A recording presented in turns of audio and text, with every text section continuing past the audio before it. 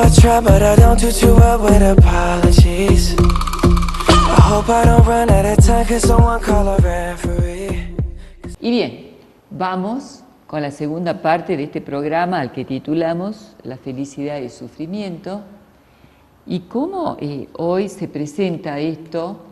De alguna manera les decía la semana pasada en relación a esta cuestión que si el hombre se plantea ser feliz y hoy aparece como es imposible no serlo o hay que buscarlo a cualquier precio, es porque precisamente puede no ser feliz, puede no estar esta felicidad tan al alcance. Y de los conceptos básicos con los que trabajamos la semana pasada, yo creo que precisamente los estilos que tiene el hombre actual de ser feliz, en donde la depresión aparece como masiva, pero también inaceptable, con una respuesta de la medicina moderna y con una serie de antidepresivos que son de altísimo consumo y altísimo costo en muchos países, los del primer mundo especialmente, Europa, Estados Unidos, es porque esta felicidad es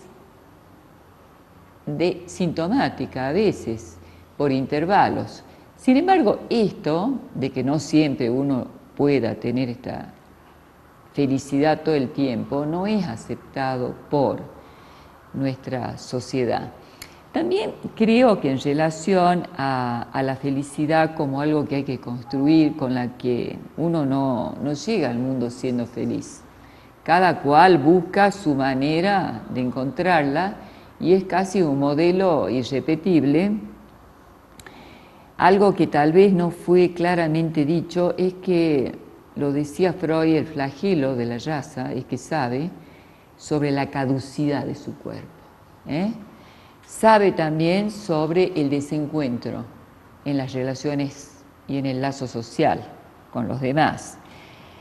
Sabe de las salidas para este dolor de existir, podríamos decir, que han sido los de siempre.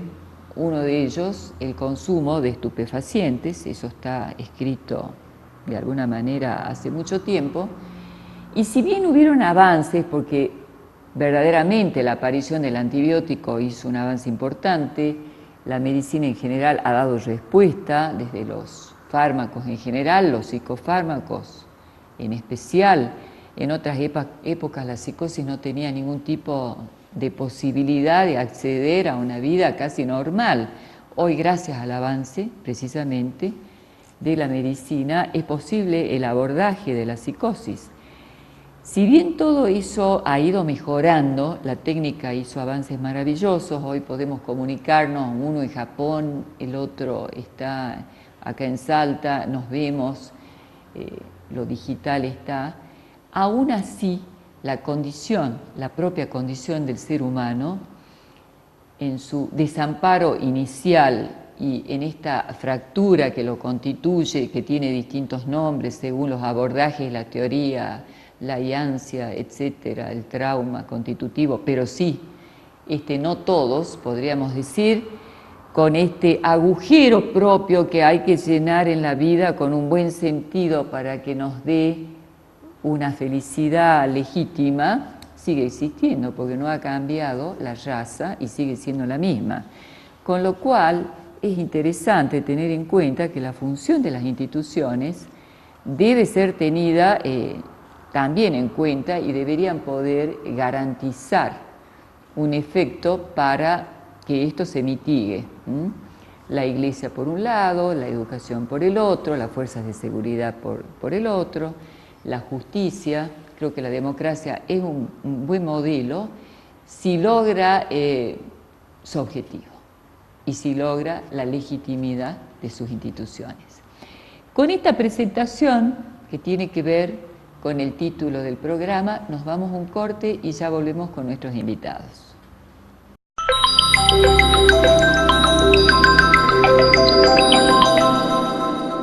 El aire es nuestro.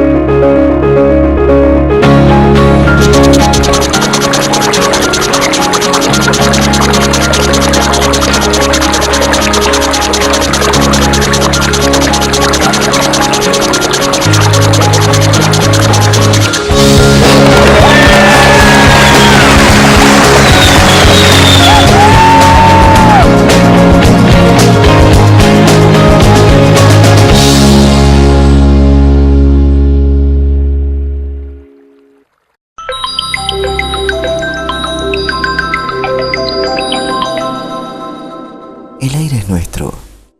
Y bien, los invitados que nunca se fueron. Acá nos acompaña Silvia, ¿cómo estás? Muy bien. Y Bueno, la presento hola. a Constanza por si... Constanza, nuestra vicerrectora académica de la Universidad Hola, Estela. Católica. ¿Cómo estás, Estela? Gracias por venir. Y Javier Mondada, ¿Qué desde el tal? 911, con el escaneo y la documentación de qué pasa con el delito hoy. Yo, con este tema que, bueno, estamos continuando en relación al sufrimiento, a la felicidad, me parece que esta es la era también, la era de la violencia, que da sufrimiento, obviamente, porque no se encuentran respuestas. Y creo que como es un momento donde el femicidio ha sido algo con lo que no podemos encontrar respuestas y soluciones.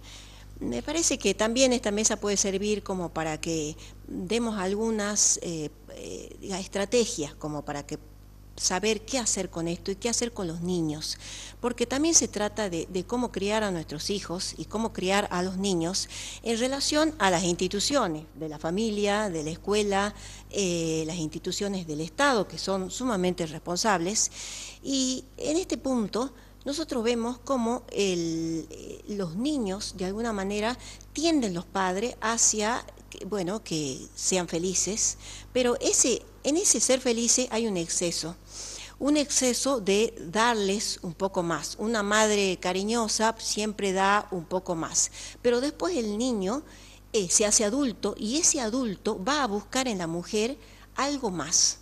Y ese algo más es lo que en este momento se ve como ese exceso del hombre, de un exceso de ser poseer a la mujer en relación a que desea que no salga con nadie, no haga nada que digamos que perturbe su estabilidad. Y entonces tenemos acá algo que cuando la mujer, hay un avance de la mujer y la mujer de pronto tiene un rol diferente en este momento, es una mujer que decide, que discute y que se aleja del rol de la madre.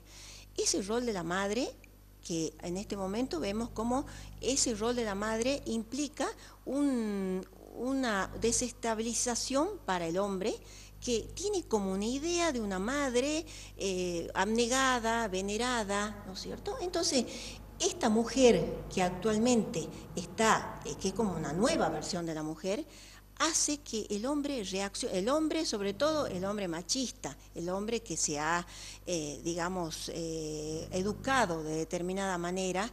Entonces, por supuesto, no son todos los hombres, reacciona de esa manera brutal, de esa manera, ¿no es cierto?, donde venera a la madre, pero maltrata a la mujer que se comporta como mujer y que le da una versión distinta de lo que es la madre. Entonces, me parece que criar a los hijos y criar a los niños tiene que haber otra forma, sin el exceso. Sin el exceso. Hay madres que dicen, yo sé que está mal que llevarlo a la cama, pero bueno, lo siguen haciendo. ¿Por qué? Porque en la madre hay también una satisfacción de ser querido por ese hijo, de alojarlo en su cama. Entonces, tratar de no hacer lo que considera que no se debe hacer, porque sí lo sabe como teoría, pero no lo puede hacer en su familia.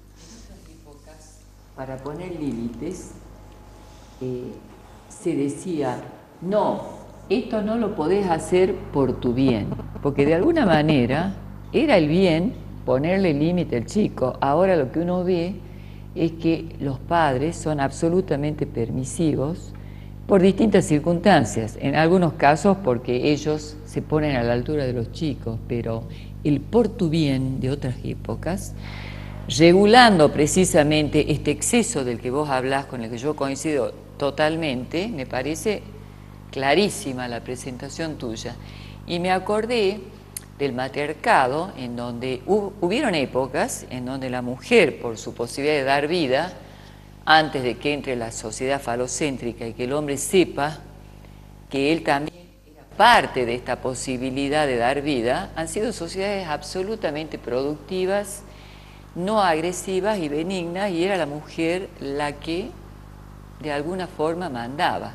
No hay ningún tipo de actitud peyorativa en relación a los sexos, sino que esto ha pasado, está documentado, es previo al falocentrismo, y yo coincido totalmente con este cambio en donde no se pierde la feminidad, no se pierde la sexualidad, simplemente se trata de una mujer que pide igualdad de oportunidades que el otro sexo, pero coincido totalmente, y sobre todo a donde vivimos, en que uno de los disparadores de esta agresión que tiene el hombre hacia la mujer es porque ella camina a la par. Y es eso y nada más. Camina a la par con las mismas posibilidades, ¿no? En fin, un tema. Tiene que ver, creo yo, también con los modelos familiares. Porque uno se tiende por ahí a reproducir aquello que se ha vivido como modelo dentro de la familia. Entonces, en relación a lo que recién se planteaba, posiblemente el hombre que crece con la imagen de que la mujer tiene que ser como era su mamá, digamos, se encuentra ante esta nueva mujer que le plantea una situación distinta, ¿no? Pero en realidad creo que toda esta cuestión de la violencia a nivel general me parece que está vinculada a algo que vos planteabas al principio, que tiene que ver con una crisis de las instituciones en general, comenzando por la familia y siguiendo por todas, ¿no? Si nosotros pensamos la familia antiguamente, no sé a cuánto me tengo que remontar, pero la familia era un agente que ponía ciertos límites y ciertas pautas. De ahí el sujeto se va constituyendo, se va configurando como tal a través de las identificaciones que se van produciendo con el entorno. En primer lugar con la familia, luego con la escuela, el ámbito laboral, la iglesia, como vos planteabas, y todo esto lo va configurando como sujeto. No somos seres que nacemos ya con una identidad, sino que la vamos construyendo en relación a otros. Y creo que cuando la institución no tiene modelos de identificación válidos, de alguna manera se pueden producir estas actitudes de violencia o estas manifestaciones del sujeto. En el corte conversábamos un poquito del tema de, la gran corrupción, los modelos de corrupción del gobierno, y cómo impactaba esto como modelo en los adolescentes y en el joven, ¿no? Esta cuestión me parece que la práctica se puede ver en la práctica clínica, ¿no? La cuestión del llamado inclusive hacia las instituciones, ¿no? De la familia, ¿no? Que, a ver, nosotros hicimos una investigación, por ejemplo, en el 1911 junto con la Católica, sobre ideas e intentos de suicidio, ¿no? Que tiene que ver con las nuevas patologías del acto, ¿no? Cuando hay imposibilidad de decir, se pasa, digamos, al acto. Y tiene que ver con esta cuestión de la violencia. Y hay un llamado, ¿no? Siempre al 911, en muchas ocasiones, como ese llamado al otro de la ley, que puede intervenir, ¿no? Cuando hay padres, ¿no? Que tienen dificultad para intervenir, entonces en esos momentos en que ahora ya no se le dice portate bien porque si no, por tu bien o por tal cosa, sino portate bien o llamo a la policía, ¿no? Entonces un llamado también al otro que hay que saber, digamos, leerlo dentro de la cuestión institucional. Yo creo que es como hoy pensamos reinventar un poco las instituciones, ¿no? Y los diferentes lugares institucionales, porque la idea no es que, a ver, en el llamado al policía, el policía vaya y reprima, porque tampoco esa es la idea en estos casos que nos tocan a nosotros, sino poder poner a circular algo, ¿no? En la palabra, en esta historia familiar, ¿no? Que realmente se puedan decir, puedan hablar, puedan discutir en otros términos y cómo devolverle en algún punto desde la clínica, ¿no? La autoridad a las personas, a los referentes, que tienen a su cargo el cuidado y el amor, ¿no? Sobre todo de los menores de edad, digamos, cuando hablamos de niños y hablamos de adolescentes, ¿no? Sí, es como que viene a ser ese llamado a la ley, es algo que regule, es una terceridad, sí. Porque si no el chico queda en eso que decíamos como un encierro familiar y la familia se convierte en algo feroz, en algo que lo atrapa, que no puede salir, y con el síntoma, como por ejemplo tomarse una cantidad de pastillas, hay un llamado al otro, por supuesto, es un llamado de la mala manera, porque tomarse algo y quererse suicidar, pero de alguna manera hace intervenir la terceridad, necesaria para poder vivir. Yo tomaría mucho el comentario de Constanza en relación a la legitimidad de las instituciones como precisamente muy urgente y muy importantes por la historia reciente que vive la Argentina, en donde uno ve que la gestión actual del gobierno tiene un telón de fondo que es incalculable, porque ya la intervención de la Iglesia como testigos del robo de lo que fue el gobierno actual, uno no puede dejar también de advertir que eso en un niño que se está constituyendo y que de alguna manera tiene a sus padres, por más que la familia esté en la mejor de las situaciones, produce una gran confusión, una gran desilusión y que va a marcar a las generaciones futuras. Un adolescente siempre, para poder salir del paso, lo que ha hecho es cuestionar a la generación anterior, ¿sí?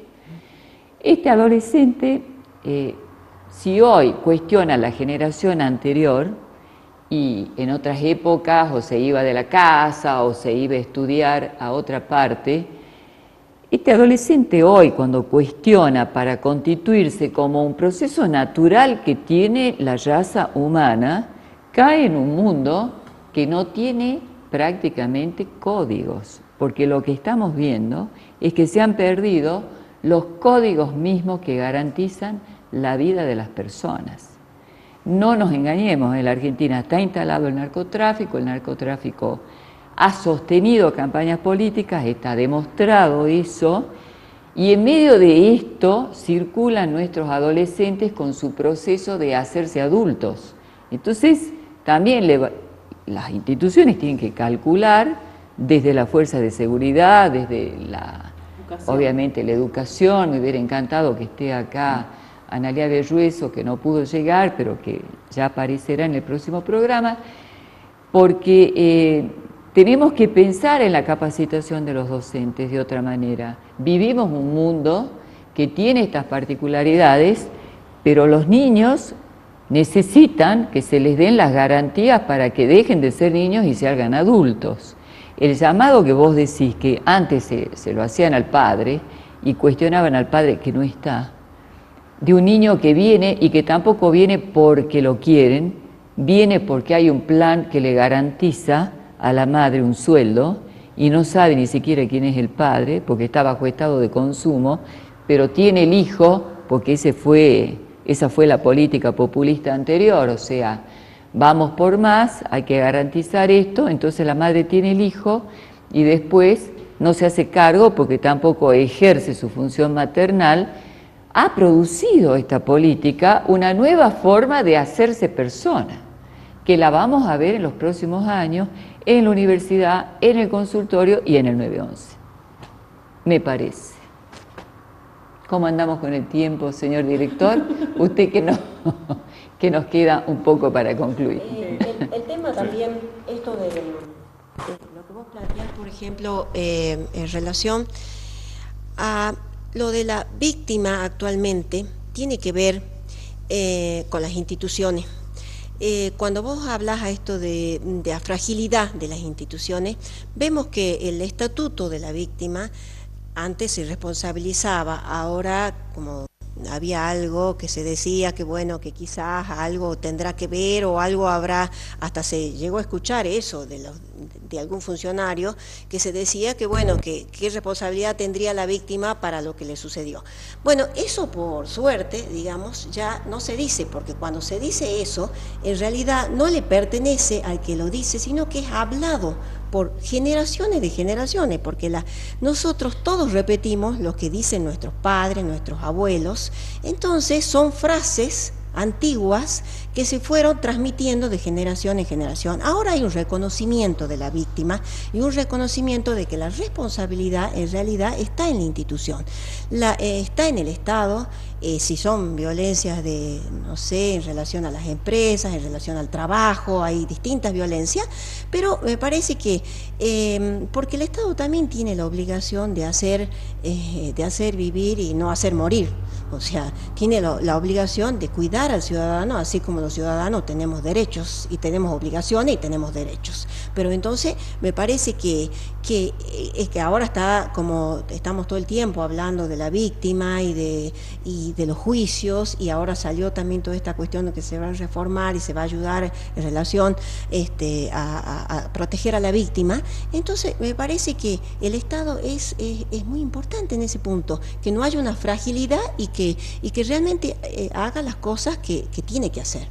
En eso, y me parece muy linda la oportunidad porque me hiciste realmente pensar en lo siguiente. Yo inicié la conversación hablando de que cada cual de alguna manera tiene que hacerse cargo de su propio sufrimiento y de su modelo de felicidad, pero el Estado tiene la obligación también de darle cierta igualdad de oportunidades para todos y de cumplir que la Constitución dice que tiene que cumplir, porque una cuestión es qué es lo que nos caracteriza como raza y la otra es la desresponsabilización de la función que tienen las instituciones y los funcionarios de turno. Y también me parece que este empuje a la corrupción y a la apropiación de los bienes que no te pertenecen, que es una característica que estamos viendo desmedidamente en la República Argentina. Yo hoy no leí el diario, no tuve tiempo, no sé con qué nueva noticia nos encontramos, porque es una caja de sorpresa que parece que no tiene fondo, pero digo que esto en realidad no ocurre porque el Estado, el Estado somos todos. ¿Dónde estaba el ciudadano?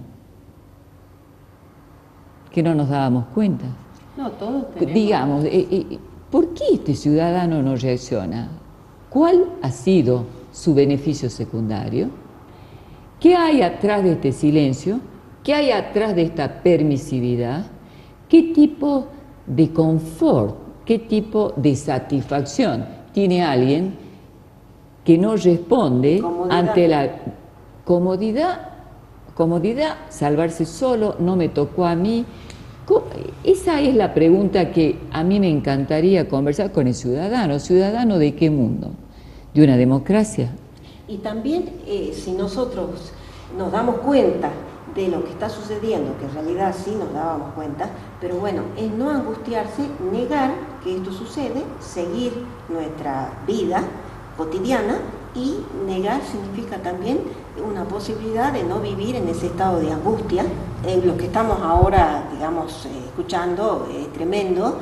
Los adolescentes lo comentan y se ríen también porque... Sí, que yo creo que hay que conversar en esta mesa también un día, porque ahora ya nos queda poco tiempo. En realidad los verdaderos delincuentes no sienten culpa. Están más bien preocupados por no ser descubiertos para poder seguir delinquiendo. Y hay una cuestión en relación a la culpa. A veces se sienten culpables la gente que es más buena, el que es menos culpable, ese tiene sentimiento de vergüenza, ese se siente culpable. Los delincuentes de ahora no sienten vergüenza, no sienten culpa y son prácticamente incurables. Y lo único que les interesa es seguir delinquiendo y que no los atrapen. Entonces, eso también ha cambiado en lo que es la salud mental nuestra, que de salud tiene poco. A veces son inabordables y no van a detenerse precisamente con un tratamiento, y menos con un tratamiento psicoanalítico. He de decirles que ahí lo nuestro está condenado al fracaso. Y lamentablemente estamos presenciando una época en donde esto, al haber cambiado, le exige una respuesta a las instituciones diferentes. Porque el delincuente, ese verdadero, ni siente culpa, ni siente vergüenza, pone cortinas de humo, expone su vida privada, no quiere que lo atrapen y ese es el interés que tiene en la vida. Esa es, si se le puede llamar, su única felicidad. y es eficiente, porque a veces usa la violencia porque es eficiente en esto de conseguir aquí, ahora, ya. Para eso... No tenemos que llegar al delincuente, hay que intervenir antes. Pero antes que hay muchos y que están... Lo hay. Sí, hay muchos y que están sueltos. Entonces, la invitación que yo te hago a vos desde el 911, a veces nosotros tenemos la tendencia, y casi te diría que es como una pasión en el estudio, y nos alejamos de la realidad. Yo siempre converso con la Universidad Nacional de Salta, la Católica. La universidad tiene que salir a la calle, tienen que tener convenios, intercambios y conversaciones con los gobiernos, porque de alguna manera, y con el ciudadano, no podemos seguir en esta endogamia donde hay una ciudad judicial, no le llama la atención, es una ciudad sola. Lo que pasa en el pasillo de la ciudad judicial no sabe lo que pasa con el pasillo del ciudadano común que circula por la peatonal, que le pasan cada cosa, viste, que no van con el tiempo de la justicia. Y a lo mejor con el 911 también hay que poder, tal vez sea el que tiene más pulso y más termómetro de aquí a ahora, porque detecta con las cámaras, pero hay lugares a donde la cámara no llega. Yo creo que también son procesos y efectivamente mi experiencia del servicio de psicología es un servicio que es reciente, que es novedoso, que prácticamente yo diría que no existe esta manera de implementarse a nivel nacional, ¿no? Cómo funciona, digamos, la atención a la urgencia, y algo que se inventó y que hay que continuar reinventando dentro de lo institucional, y cada uno creo que de sus instituciones le toca hacer lo mejor posible, y justamente en este espíritu de despertar, ¿no? Como ciudadano. Qué linda palabra, despertar. Bueno,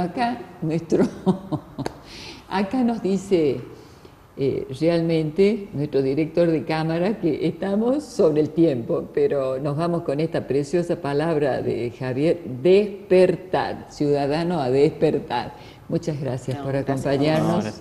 Y está abierto el espacio para la segunda parte, tercera, durante el 2016.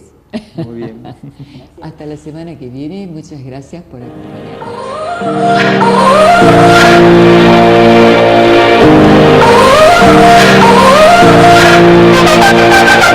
You gotta go and get angry at all of my honesty. You know I try, but I don't do too well with apologies. I hope I don't run out of time, 'cause someone call a referee.